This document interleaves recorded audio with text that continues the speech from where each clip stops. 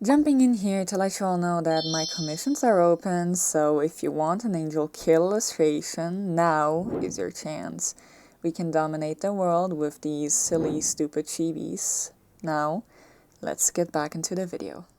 Hello, how are you? In this video, I'll be doing something which is more so a practice, but I'll take you along with what I've learned. I like sharing what I'm learning with you all.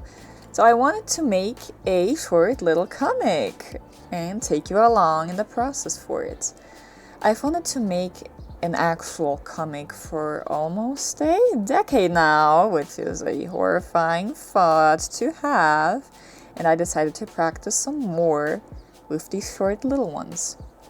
There are 3 things that I want to practice some more of. If you didn't know, my latest thing this year is trying to find something that takes me out of my comfort zone, and I think that these 3 things are things that, despite me knowing how to do, I could work some more on them and actually, get some more skill in that aspect, since I have the basic knowledge, but I need some more of. So, first of all is character reference sheets. That one I'm honestly, it's whatever. Short comics is another one, and a different way to show some random writing mumblings like collage stuff. I don't even know. I share sometimes some lore writing on places, whether it be Instagram stories or Twitter or Tumblr. But I don't know, it's never really, it doesn't hit that well. So I went on a little bit of an investigation, like I always do, with how to make comics and lay them out, and just so that it looks more professional and stuff. And you always have to start with chat bubbles, and then you draw your panels around that so that your drawing doesn't get covered with random text bubbles that you don't know exactly where to put. Right, that's the normal, usual way that people do. Panels also should be dynamic. It's not fun if it's just some squares, I guess. Sure, it could work. I've seen people do that, but those are in specific cases and specific scenarios. People usually do a few things like impact. They use bigger panels for that, and a lot of these more cut off smaller ones with the slanted thing that you see there, those ones are usually used for actions and just so that it's quicker for you to go through and has like a bigger impact that way. And as I also mentioned in my marketing section in my vegan vid, the Z layout. That way the eye actually follows through the page in a dynamic way, and just so that the person reading it doesn't get lost throughout it.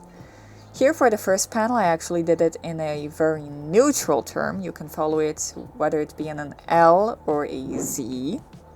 As you probably saw, I actually did the initial sketch in my mini sketchbook.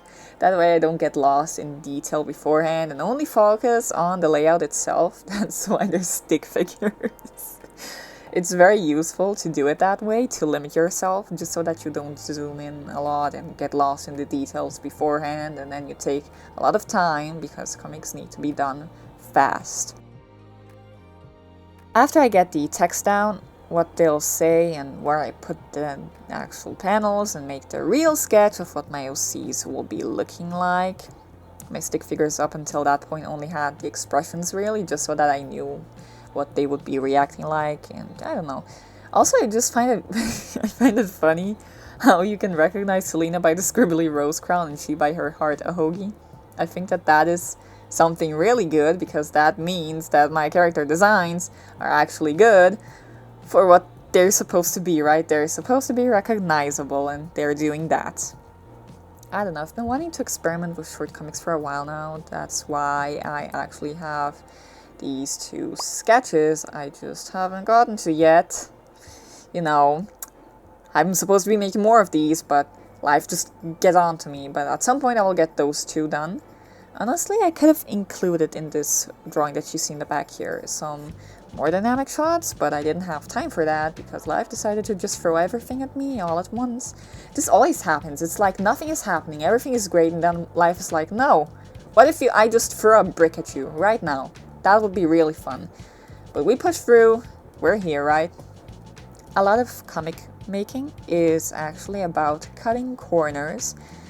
So don't expect to make the most detailed artworks unless you want to take 7 years on a page, or if you have a team. That way you all can just I don't know, space out whatever task you need to manage and each person does each thing.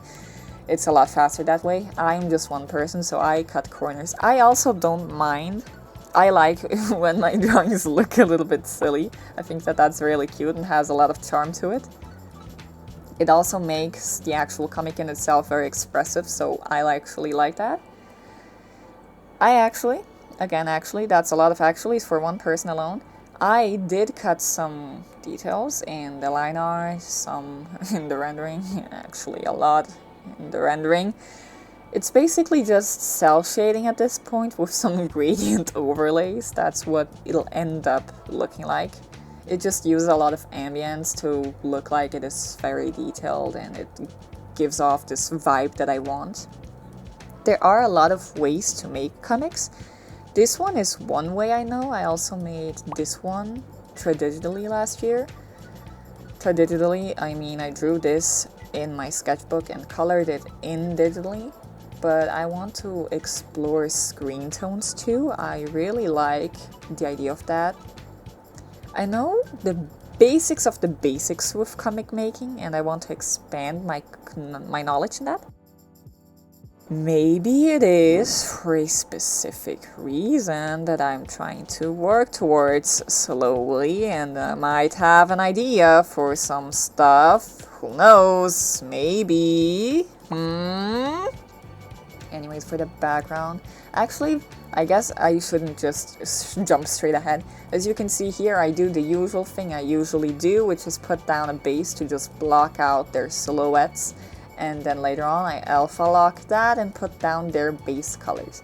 What I like with my OCs specifically is that each OC has a color that represents them and then uses a desaturated dark purple to tie them all together, or just purple in general.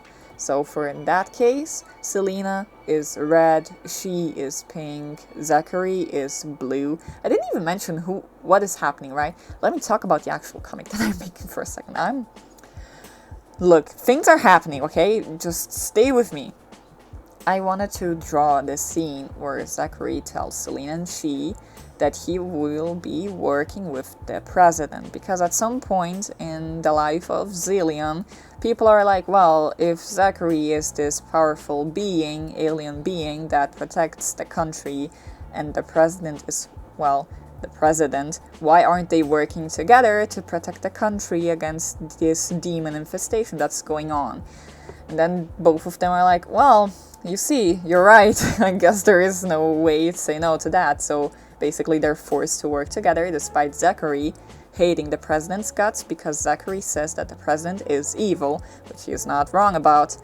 But, you know, so he has to tell Selena and she that the president will be, you know, coming over to do stuff and get some ideas.